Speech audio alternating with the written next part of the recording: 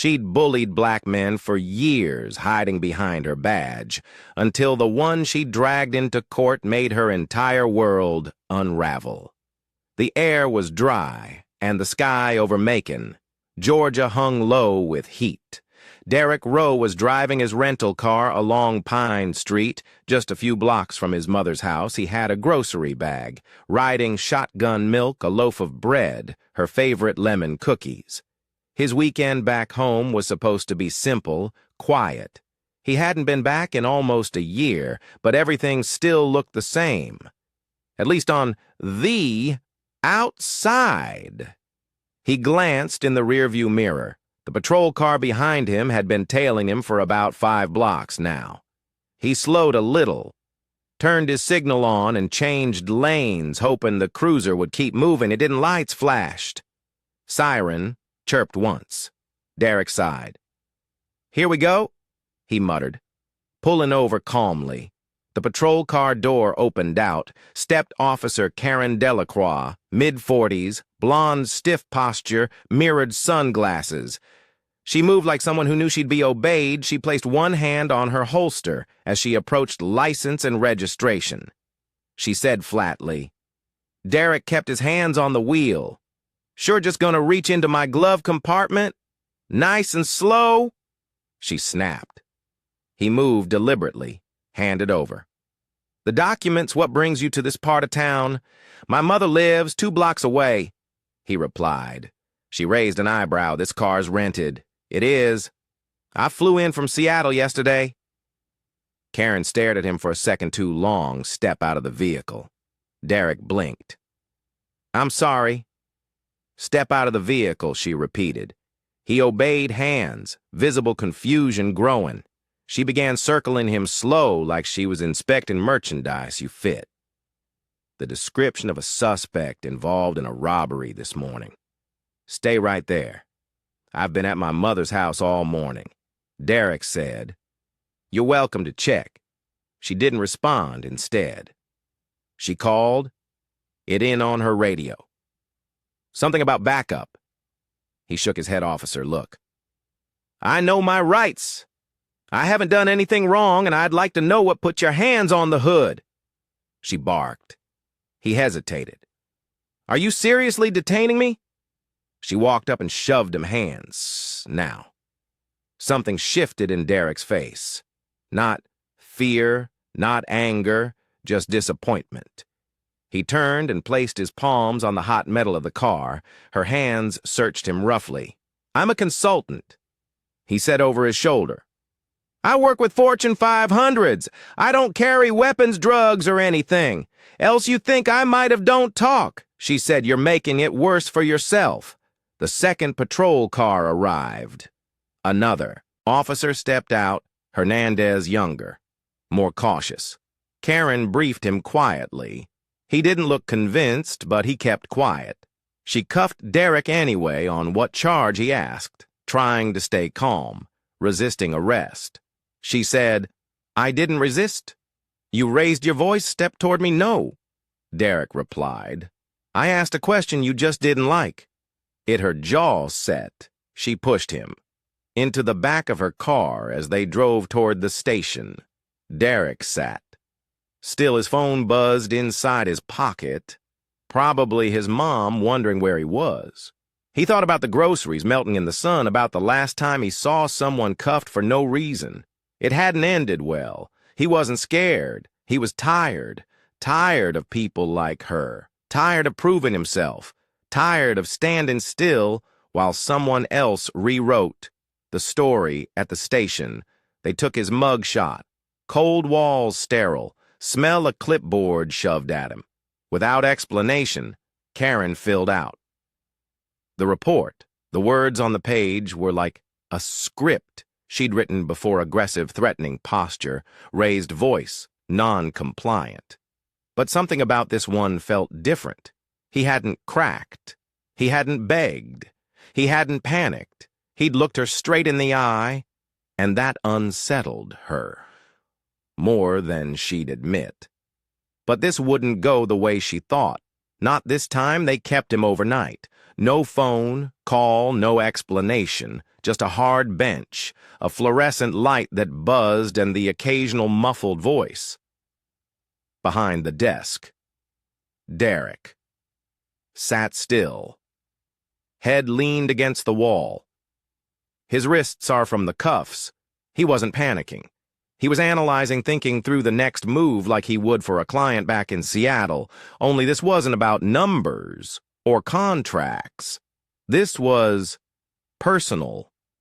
At 7:13 a.m., the door opened. A different officer walked in, older, gray around the temples, holding a clipboard. He looked at Derek like he wasn't sure what kind of man sat in front of him. "You're being charged with obstruction of justice and resisting arrest." He said, "Bail hearing set for this afternoon." Derek stared at him. "I didn't resist. I didn't obstruct anything. I was pulled over for no reason." The officer looked uncomfortable. "It's all in the report. I'd like to see." "The report? You'll need your lawyer for that." "Then I'll call one." They gave him one call. He called Marvin Bexley, a former law school buddy turned criminal defense attorney based in Augusta. They hadn't spoken in years, but Marvin answered on the third ring 30 minutes later. Marvin was already en route. "Sit tight." He said before hanging up, "I'll handle it. Karen Delacroix." Watched from her desk as Marvin walked in that afternoon, smooth and focused, in a navy suit she recognized, the type big city lawyer with a clipboard and a quiet attitude that, "Syed, try me," she didn't like. She didn't like him. She sat down across from him and smiled. "Can I help you? I'm representing Mr. Rowe," he said calmly. "I'm here to see the arrest footage and the incident report." Her fingers tapped. "The desk that's internal, we'll release it to the court." Marvin leaned in slightly. "If you're confident in your story, officer." "I'd imagine you wouldn't mind me taking a look now." She met his stare but didn't answer. Derek was released on bail 2 hours later. Karen watched him walk out of the station with Marvin at his side, and something in her stomach twisted. He wasn't angry. He wasn't loud. He just looked determined that night. Karen sat in her apartment staring at her report. The language was clean, practiced suspect, failed to comply with verbal commands. Became verbally aggressive, made sudden movement toward officer. Nothing she hadn't written before. She opened her laptop, clicked on the dash cam footage, watched it play out, and paused when she saw herself shove him. She sat back, eyes on the screen. Then she quietly closed the lid and walked away across town. Marvin and Derek sat in the living room of a short-term rental, scrolling through paperwork she filed. It like clockwork. Marvin said, "It's a pattern. She's done this before." "Yeah, I've already found 2 complaints. One was sealed, one dismissed, but both from black men, both within the past 5 years." Derek leaned forward. "I'm not letting this go." "You sure about that?" "Yes. People like her count on silence." "I'm not built for silence." Marvin nodded. "All right, then we start with a subpoena for that dash cam. I'll file first thing in the morning." Meanwhile, Karen showed up to her shift the next day, chin-high eyes, steely, but inside, she felt it. A sliver of something she hadn't experienced in years. Doubt it followed her into every call, every traffic stop, every glance from another officer. She'd told herself for years that her instincts were sharp, that she could sense trouble. But this wasn't instinct. This was something else, something uglier still. She doubled down, told herself she'd done the right thing, that Derek's lawyer was just trying to make a name for himself. But that confidence wouldn't last, because somebody was about to speak up. Someone who remembered what she thought they'd forget. The courthouse in Bibb County didn't look like much. Just a long building with beige stone, thick windows, and the weight of years. It had seen divorces, land disputes, custody fights, and now, the arrest of a man who never should have been in cuffs to begin with. Marvin filed the motion to suppress the dashcam footage along with a formal complaint requesting a full investigation into Officer Delacroix's conduct. A court date was set for preliminary hearings just 2 weeks out. Karen sat in her cruiser. When she got the news, the radio crackled in the background. As her eyes stayed on the folded court notice, she felt her throat tighten. Not fear, just pressure. The kind that builds behind your eyes when something you buried starts pushing its way up. She folded the paper and put the car in drive. Derek, on the other hand, was methodical back at Marvin's office in Augusta. He sifted through old news clippings, public complaints, body cam footage reports, anything tied to Delacroix. "That's her?" Marvin asked, handing over an old article from 2019. Derek nodded. "Let me guess, black kid, wrong place matching a description, exactly 18 years old. College-bound, ended up with a broken wrist after resisting a sidewalk stop, and nothing came of it. Family didn't press no lawyer. He just wanted to be left alone." Derek set the article down that ends here. What they didn't know, what they couldn't have known, is that someone else was watching. The case closely. A woman named Raina Blunt, who worked at the courthouse as a clerk. She'd grown up in the same neighborhood where Karen had started patrolling. Raina remembered how things used to go down, how certain people got pulled over again and again for nothing more than walking home. And she remembered her own brother Andre, locked up at 17, for obstructing a public officer. Same language, same pattern, same badge. So when Raina saw Derek's name attached to Officer Delacroix, something clicked. She didn't reach out to the police. She didn't go to the press. She went to Marvin. They met after hours in the back corner of a cafe near downtown. "I know what she's been doing," Raina said. "And I'm not the only one." Marvin leaned in. "You're willing to talk. I'll testify. I'll say everything I saw and heard. The stuff we were told to file and forget. I kept copies, names, dates." Derek stared at her. Why now? Raina's eyes didn't flinch. "Because I should have said something 5 years ago and I'm tired of feeling like I helped cover it." Her words hung in the air. Marvin didn't say anything right away. He just nodded, slowly. "All right then. We'll file a motion to include your statement." That night, Karen pulled into her driveway and killed the engine. Her porch light flickered. The neighborhood felt quieter than usual inside. She peeled off her uniform and turned on the news. She nearly dropped her remote when she saw her own name scroll across the bottom of the screen. Officer facing misconduct inquiry. After questionable traffic stop, it was local coverage brief, but it hit hard. She turned the TV off next morning at roll call. She noticed the shift in the room. A few colleagues avoided eye contact. One or two gave her tight, polite greetings. Even Hernandez, who'd backed her up during the arrest, barely said a word. Her supervisor asked to speak with her privately. After the meeting door closed, voice low. "We're placing you on restricted duty until the hearing." Karen stiffened.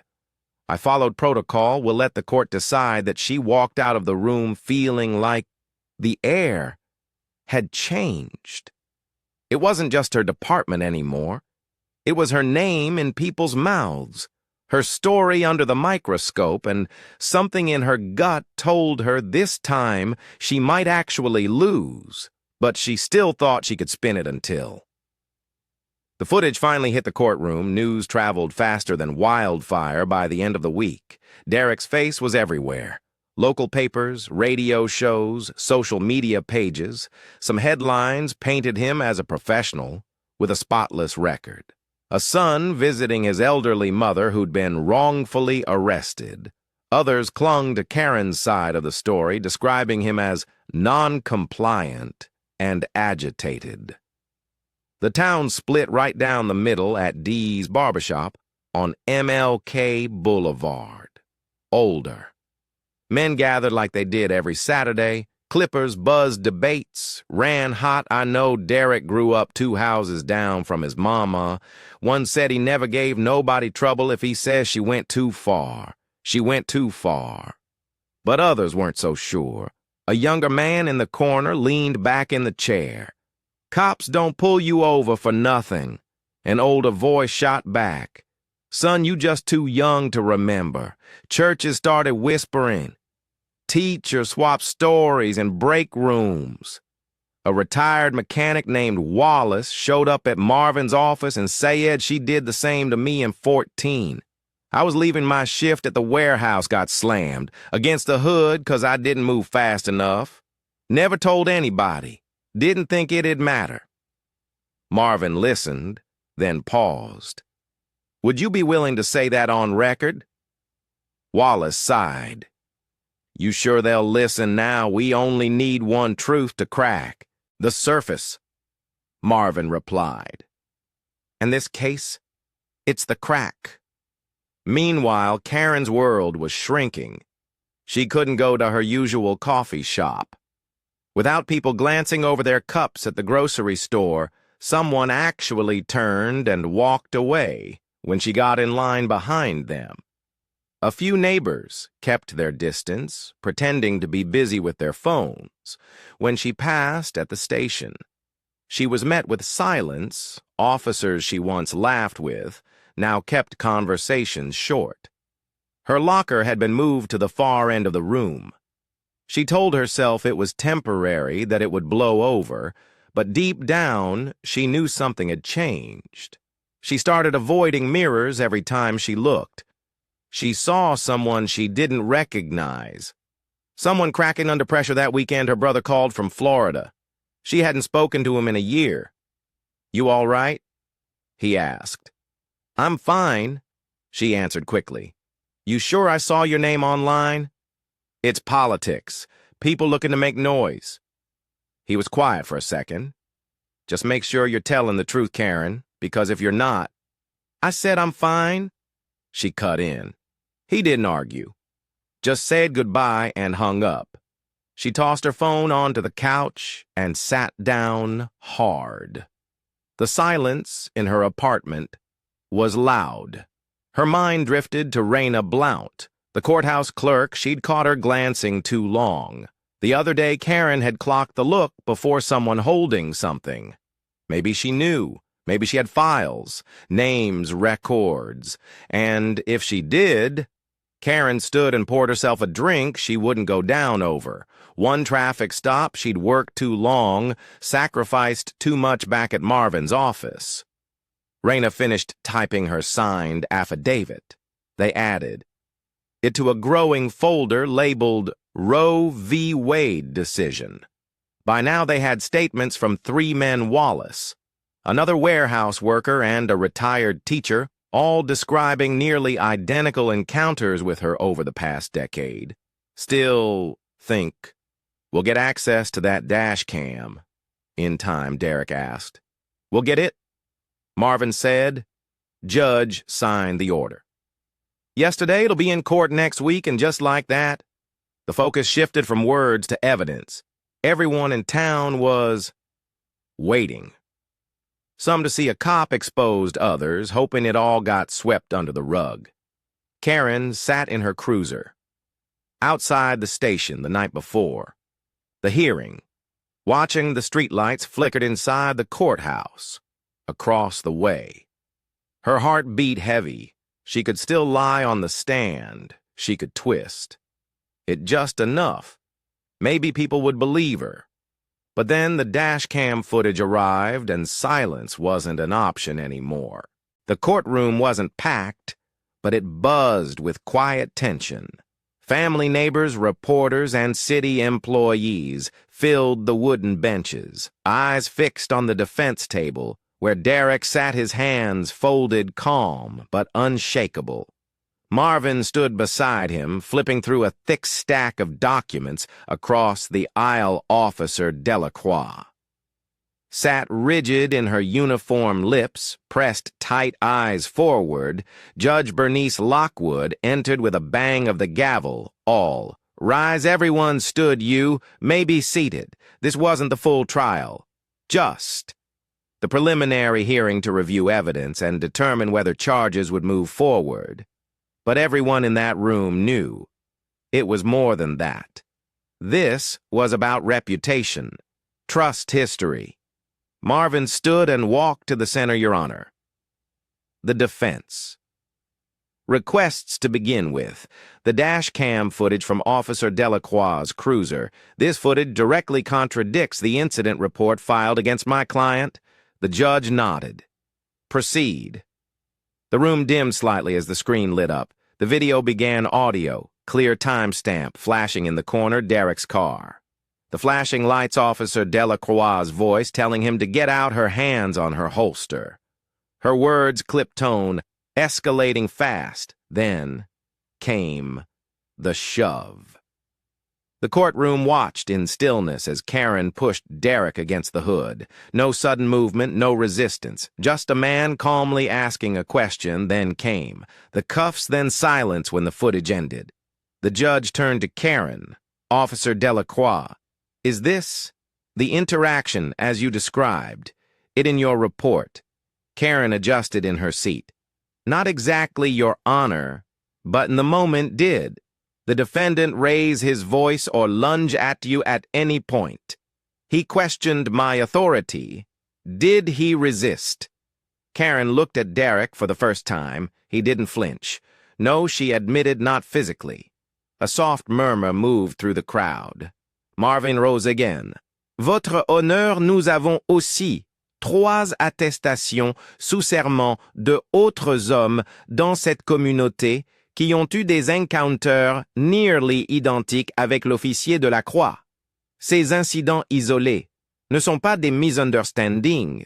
Ils font partie d'un pattern. Et pendant des années, personne n'a eu les moyens ou la volonté de les contester. Jusqu'à maintenant. He called Wallace to the stand. The man adjusted his tie and cleared his throat before speaking. She pulled me over coming home from work. Said. I rolled through a stop sign. I didn't argue. Just asked what I did. She made me get out. Called back up. Searched my car, didn't. Find anything, but I got a citation anyway. Karen didn't look. Up then came the retired teacher. Then the third man. Each story a variation of the same event. Karen stared ahead, eyes unfocused. Finally, it was her turn. She took the stand, slowly swore her oath, sat down with her hands clutched in her lap. Marvin approached Officer Delacroix. How long have you been with the Macon Police Department? 12 years. In those 12 years, how many formal complaints have been filed against you? 4, she said quietly. Do you believe any of them were valid? No. Even this one. She hesitated. I believed I was following protocol. Do you now believe you were wrong? She didn't answer right away. She glanced at the judge, then at Raina Blount, sitting quietly near the back, then finally at Derek. Yes, she said, her voice barely audible. Marvin leaned back slightly. Thank you. The judge called for a recess. Outside, the air felt heavier than the heat. Reporters swarmed.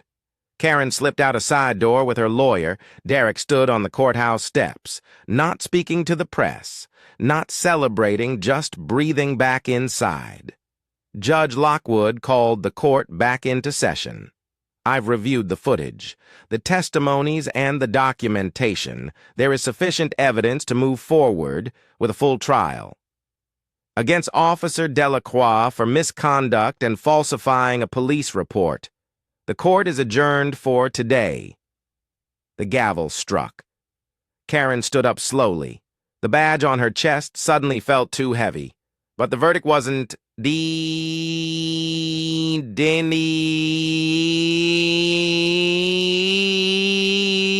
It came. After would decide if anything really changed. The full trial didn't drag on once. The footage went public. There was no stopping. It local channels aired. The clip-on-loop national outlets picked it up within days. Karen Delacroix's name became shorthand for everything that had gone wrong with policing in towns like Macon. She was placed on unpaid suspension while the internal review began. Her union attorney kept talking about misinterpretation, emotional stress, and context, but no one was listening anymore 3 weeks after the hearing. The courtroom filled again this time for the verdict. Karen sat in plain clothes. Now, no badge, no uniform, just a blazer, a tight ponytail, and a pale expression that hadn't changed in days. Derek was there too, wearing the same calm, focused expression he had from day one. Raina sat behind him. Wallace, too. A few others who'd come forward with her quiet present. The judge took less than 5 minutes to read. The ruling officer, Karen Delacroix, was found guilty of misconduct in public office and falsifying a police report. She avoided jail time, but she was stripped of her badge and barred from holding any law enforcement position again. Outside, the courthouse reporters shouted her name, but she didn't stop. She kept her eyes down and walked fast toward the parking lot as if hoping no one would see her, but everyone did. Marvin patted Derek's back gently. "You did it." Derek didn't respond right away. He looked out at the cameras, the crowd, the people who'd finally started paying attention. "I didn't do anything special," he said. "I just didn't." Back down that night, a local news crew aired a panel with legal experts. One of them called the case a wake-up call for smaller departments that think they're immune to accountability. Another warned that this one win doesn't erase the years of silence. Derek didn't watch it. He was back at his mother's house, sitting on the porch, sipping coffee from a chipped mug. She brought him a plate of buttered toast and sat next to him. "You okay?" she asked. "I think so," he said. "But it's not really over, you know." His mother nodded. "It never is. But this time they had to look. They couldn't ignore you." He stared out at the street. A kid rode by on a bike, laughing with his friend. An older man walked a dog. Life kept moving. But it moved differently. Now, a week later, the city announced a review of all stops made by Officer Delacroix in the last 10 years. Internal Affairs sent notices to over 30 people who had filed past complaints. The mayor released a statement, promising transparency, but Derek didn't care about promises. He wanted proof. So he filed a civil lawsuit not for money, but for public record access. He wanted full transparency. Names, documents, patterns. He wanted to make sure the next man didn't have to prove he belonged on a street he grew up on. Karen left town a month later. No official statement, no apology, just gone. Her house went up for sale quietly. Her cruiser auctioned off. Her name slowly faded from the news cycle, but not from the town's memory. At a town hall 6 weeks later, Raina stood at the microphone and spoke for 3 minutes. No one should be scared to ask why they're being stopped. No one should have to prove they deserve respect. We can't undo the past, but we can stop repeating. Applause broke out. It wasn't loud, but it was solid. Real later that night, Derek finally opened his inbox. Hundreds of messages from strangers, thanking him, sharing stories, asking for help. Some from Georgia, some from far away, he read. Each one, not because he wanted attention, but because every story reminded him why staying quiet had never been an option. And for the first time, the people who always got ignored were being heard months past. The headlines moved on. The town did what towns do, kept going, kept working, kept pretending. Things were fine. But something had shifted quietly in the spaces where people used to. Whisper at Eastside High, a government teacher added Derek's case to her curriculum at the barber shop. The younger crowd started listening. More when the older heads talked about history in the church bulletin. Someone wrote, "There's power in your voice, even if you tremble when you use it."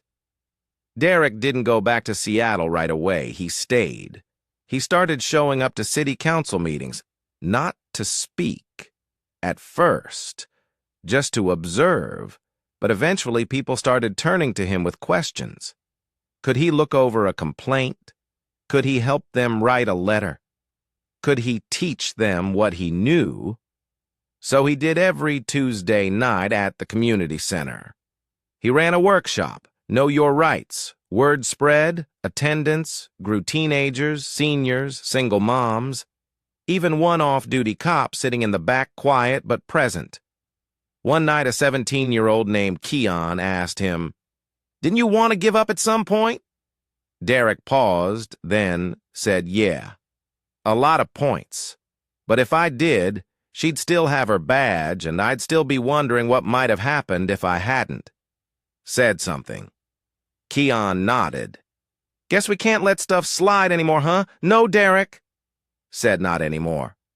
Marvin came down from Augusta every few weeks. They still worked on the civil case, but mostly they talked about change. What it meant, what it really took. "It's not about punishing people," Derek said one night. "It's about making sure the truth has weight." Marvin raised an eyebrow that's supposed to be on your campaign posters. Derek laughed. "Don't even start." But truthfully, people had started asking about local office, about leadership, about what was next. He didn't have an answer yet, but he knew this wasn't the end. And somewhere in a small rented apartment, 2 towns over Corinne Delacroix kept to herself. No job, no uniform, no spotlight. She'd applied for work in private security, but word followed her. Her name was a red flag now. What she used to, wear with pride. Her badge was now the thing that closed every door she watched. One of Derek's workshops on YouTube, anonymously. Just once. She didn't comment. She didn't like or share, but she listened. And when he said your silence is someone else's permission, she turned the video off and sat there for a long time. Not everyone gets redemption. Not everyone asks for it, but the lesson didn't belong to her anymore. It belonged to the town, to the kids growing up there, to the people who used to think they were alone because truth doesn't need permission to matter. It just needs to be told. And when it's told out loud, when it's heard, believed, and backed up, it can change everything. If you're watching this, and you've ever been told to stay quiet, to let it go, or to keep your head down, don't, your story matters. Speak. It share. It fight for it, even if your voice shakes. Et si vous croyez que des histoires comme celle-ci doivent être racontées, partagées et mémorisées, n'oubliez pas de vous abonner à la chaîne. Ce n'est pas juste pour les vues. C'est pour donner une plateforme à des gens qui ont été silencés trop longtemps.